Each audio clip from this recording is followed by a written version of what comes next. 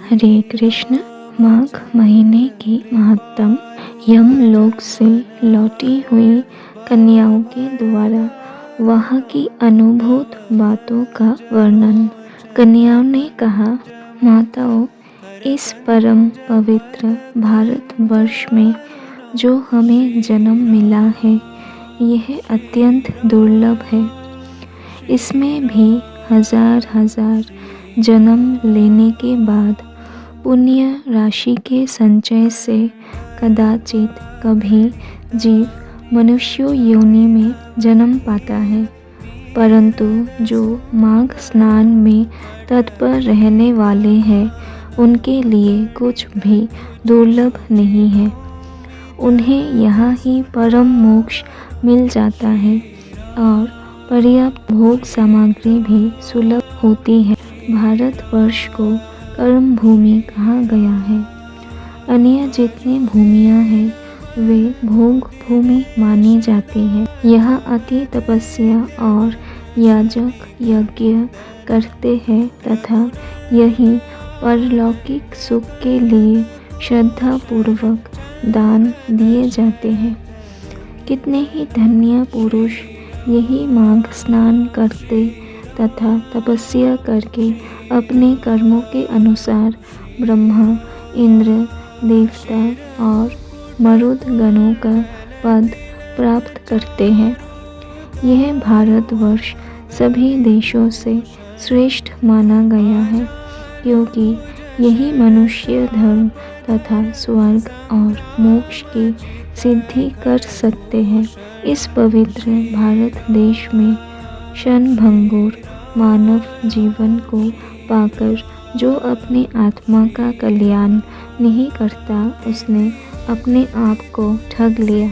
मनुष्यों में भी अत्यंत दुर्लभ ब्राह्मणत्व पाकर जो अपना कल्याण नहीं करता उससे बढ़कर मूर्ख कौन होगा। कितने ही काल के बाद जीव अत्यंत दुर्लभ मानव जीवन प्राप्त करता है। इसे पाकर ऐसा करना चाहिए जिससे कभी नरक में ना जाना पड़े। देवता लोग भी यह अभिलाषा करते हैं कि हम लोग कब भारतवर्ष में जन्म लेकर माघ माह में प्रातः काल किसी नदी या सरोवर के जल में गोते लगाएंगे। देवता यह गीत गाते हैं कि जो लोग देवत्व के पश्चात स्वर्ग और मोक्ष की प्राप्ति के मार्गभूत भारतवर्ष के भूभाग में मनुष्य जन्म धारण करते हैं वह धन्य है। हम नहीं जानते कि स्वर्ग की प्राप्ति करने वाले अपने पुण्य कर्म के क्षीण होने पर किस देश में हमें पुनः देह धारण करना होगा। जो भारतवर्ष में जन्म लेकर सब इंद्रियों से युक्त है, किसी भी इंद्रियों से हीन नहीं है, वह ही मनुष्य धन्य है।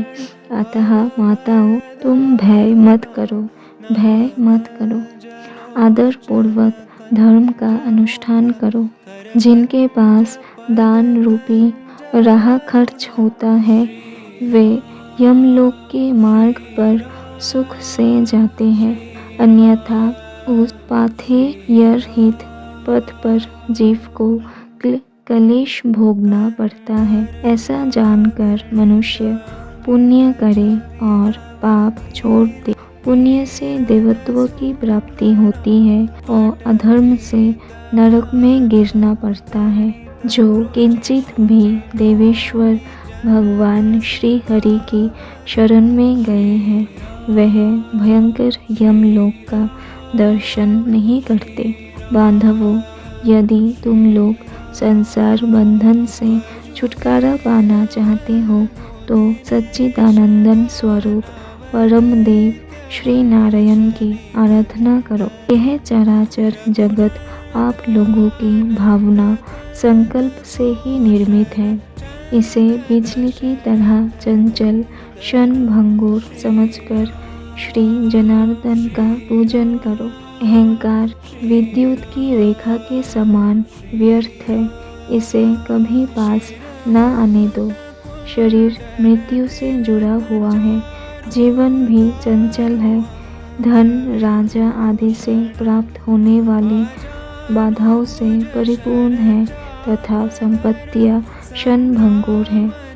माताओं, क्या तुम नहीं जानती, आधी आयु तो नींद में चली जाती है, कुछ आयु भोजन आदि में समाप्त हो जाती है, कुछ बालकपन में, कुछ बुढ़ापे में और कुछ विषय भोगों के सेवन में ही बीत जाती है।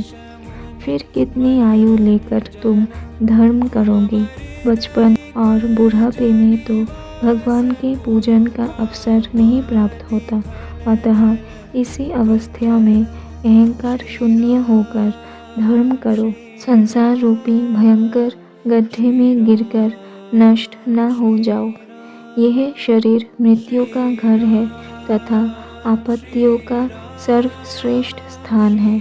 इतना ही नहीं, यह रोगों का भी निवास स्थान है और मल आदि से भी अत्यंत दूषित रहता है। माताओं, फिर किस लिए इसे स्थिर समझकर तुम पाप करती हो? यह संसार निस्सार है और नाना प्रकार के दुखों से भरा है। इस पर विश्वास नहीं करना चाहिए, क्योंकि एक दिन तुम्हारा निश्चय ही नाश होने वाला है। बांधवों, तुम सब लोग सुनो, हम बिल्कुल सच्ची बात बता रही है। शरीर का नाश बिल्कुल निकट है, अतः श्री जनार्दन का पूजन अवश्य करना चाहिए। सदा ही श्री विष्णु की आराधना करते रहो। यह मानव जीवन अत्यंत दुर्लभ है।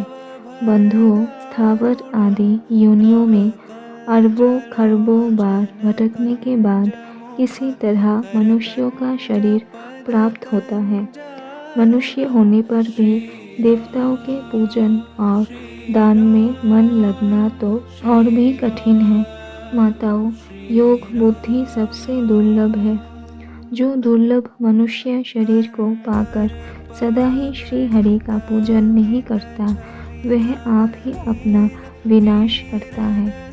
उससे बढ़कर मूर्ख कौन होगा? तुम लोग दंभ का आचरण छोड़कर चक्र सुदर्शनधारी भगवान विष्णु की पूजा करो।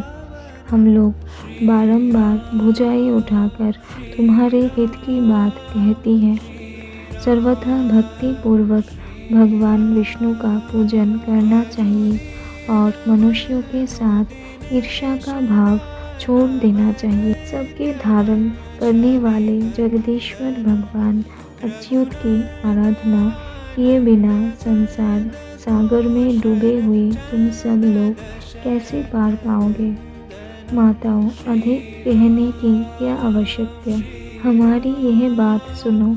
जो प्रतिदिन तन्मय होकर भगवान गोविंद के गुणों का गान तथा नामों का संकीर्तन सुनते हैं, उन्हें वेदों से, तपस्या से, स्तोत्रों के दक्षिणा वाले यज्ञों से, पुत्र और स्त्रियों से, संसार के कृत्यों से तथा घर, खेत और बंधु बांधवों से क्या लेना है? इसलिए तुम लोग भय छोड़कर श्री केशव की आराधना करो। शालग्राम शिला का निर्मल एवं शुद्ध चरणामृत पियो तथा भगवान विष्णु के दिन एकादशी को उपवास किया करो।